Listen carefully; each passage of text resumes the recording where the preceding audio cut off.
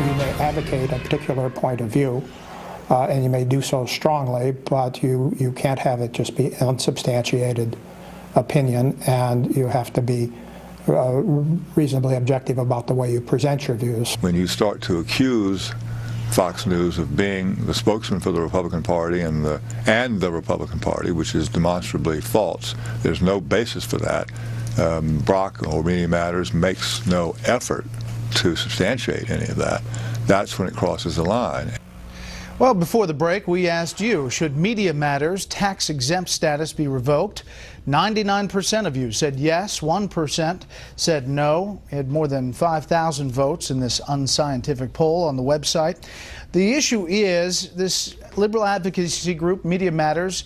In March, the founder, David Brock, a conservative turned liberal, said in multiple interviews that the organization had changed its mission from a, quote, media monitoring organization to launch a, quote, war on Fox by conducting opposition research against FNC personnel. In an interview with NPR, he was talking about his book, Blinded by the Right, and he said this: "I'm coming forward to tell the truth now, and that truth is I lied. It was a terrible lie, so it's perfectly understandable that many people may not know whether to believe me now." He's talking then about what he did in the Anita Hill hearings and the Clarence Thomas hearings back on the Hill. Back with the panel. Charles, the question here is tax-exempt status. Is this a charitable and educational organization? Well, it obviously is not, but is it so within the interpretation of the law? So on the legality of this, I think the strongest argument against them, against Media Matters, is that, as we heard in the James Rosen report, 12 years ago, the IRS ruled that a Republican-run academy to train people to be pundits and speak against the Democrats on the air was ruled non-charitable and thus not eligible for any charitable exemptions. I think you can strongly argue that Media Matters, which ran, as the Washington Post had reported, exactly the same kind of camp, training academy, if you like, for its liberal advocacy, would be subject to exactly the same ruling.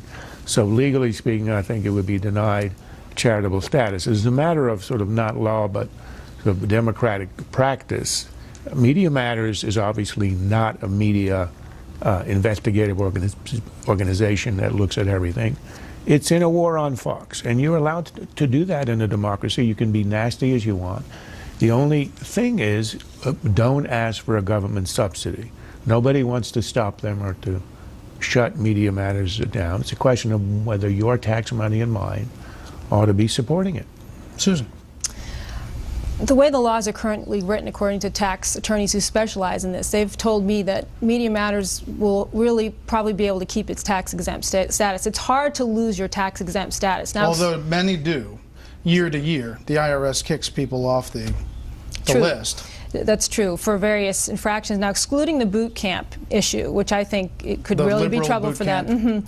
Based on what Charles was just saying, that the law is written, so the laws are written broad and wide, and they allow groups like this to exist. There are groups who exist solely to take down the Humane Society because they think they're trying to turn everyone into a vegetarian, or who go after MAD because they think that's, you know, prohibition that they're trying to put in place through these the interlock devices that you put on the car if you're caught drunk driving. So there are lots of groups like this that exist. The question is whether the tax code should be written differently, more narrowly, and whether the donors should have to disclose themselves after they give a certain amount of money. There's a big question about whether that should change. Quickly, Juan. Well, I just think that when you see George Soros funding this, and you understand they've declared a war on Fox, are engaged in something so nefarious as opposition research on people who work at Fox and Fox executives, then you understand they're out there to defame Fox. They say they're in a war on Fox, and yet at the same time they're asking for government support. I can't put the two together. Susan may be right about the legalities, but I think that's going to be a major legal fight. That is it for the panel. We'll stay tuned.